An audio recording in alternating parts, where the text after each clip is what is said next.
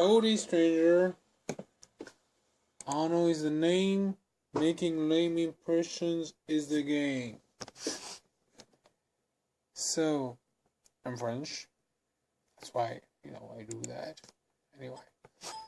So, I'm French and I will try to talk about trips as a disabled. And this time I will talk about trip to Washington, D.C. as a disabled. Okay. I am disabled and I went with my mom to Washington, D.C. in October. It was really fun. But since I have some walking difficulties, I use a cane, I often stop. So we rented a wheelchair. Thank you, Thibault, for your kind help. My mom pushed me around most of the time because I'm just too slow with it. Maybe a bit lazy. And I get tired easily.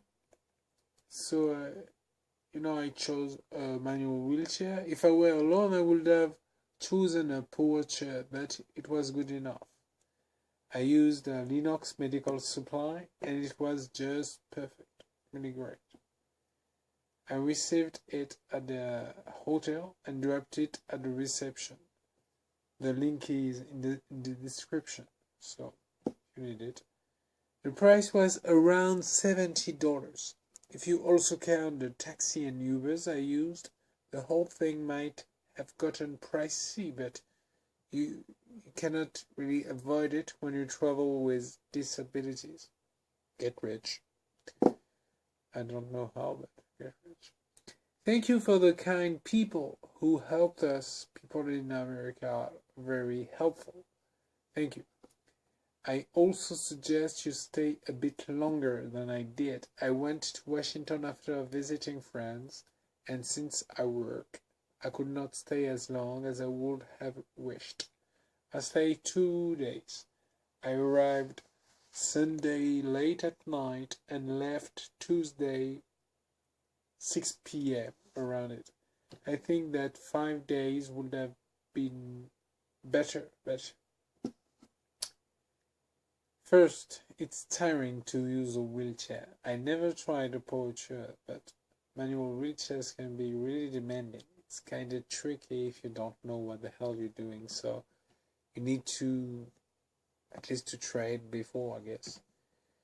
But my mom pushed me around, so it was okay, but you have to keep that in mind. In DC, there is a lot of accessible places, but slopes can be hard to go through. It can be tricky. You go up and then you go down, and then you have to make a detour and go a long way just to find a barrier of free entry. And for example, there was an elevator not working when I went to the Lincoln Memorial, so I had to climb the stairs, the last stairs, and after to go down, which is even harder for me. But I had to see the place and meet a friend, actually. Hello, Wing. Sometimes you will have to manage that. People are nice, so they will help you. But you cannot count on other people all the time. But people are really nice, thank you. Taxis and Ubers can help you too. If you are offline, it can be hard to call them. But once again, people will help you if you ask nicely. One nice man with his kids called an Uber for us. Distances are huge when you are in a wheelchair, when you're disabled. Take, for example, from the Capitol to the Lincoln Memorial. It's really big. So it can be tricky.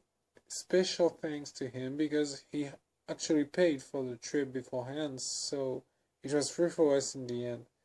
I wanted to pay and avoid him to be charged, but unfortunately the drivers said it was not possible. So if you can, try to hold the trip by yourself. Take a cab. I don't know, but we must find them around tourist locations. Yes, and kudos to the nice Moroccan couple who helped us when we got back from Apes Memorial. Yeah, I'm visually impaired and my mom has poor eyesight too, so when the night fell we just got lost, not many lights. And other nice man and his wife helped us to find our hotel. So it gets dark pretty quick, and it is no Times Square, so beware. We didn't go outside the mall, so I cannot tell about the whole DC. But we only spent 2 days. I really wanted to visit 4 museums: Afro-American, Air and Space, American Indian, and American History. The museums are huge and it's quite tiring to visit, so try to rest when you can. Take water with you and drink it at the eateries. Love the Afro-American one and the American Indian eatery. Buy food in advance. Just try to think about it. I suggest you check the places you want to go and how to access the place. Sometimes to visit a place or a museum you need to make a reservation or come directly at a certain time, which I did for the Afro-American Museum. And it's a good thing to plan ahead and figure out the best routes. I love to lose time and chit-chat with people, strangers, and watch things. But you might want to calculate things to do the maximum you can do. I don't really mind, but anyway, I knew overall what I wanted to do and what the hell I was supposed to do. So I suggest you watch DC Hacks, great channel, and I also suggest you visit the official tourism site of Washington DC and you can order a free guide and map. It might be worth it to sign up for a guided tour, but I want it to be free and I'm prone to fatigue, but the wheelchair really helped a lot.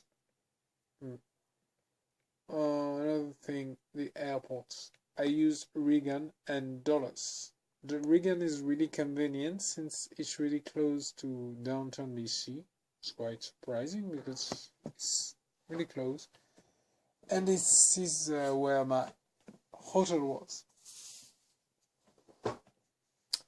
Dulles took about an hour to reach. It is a great airport though. But check DC Hacks video on this before and not after like I did.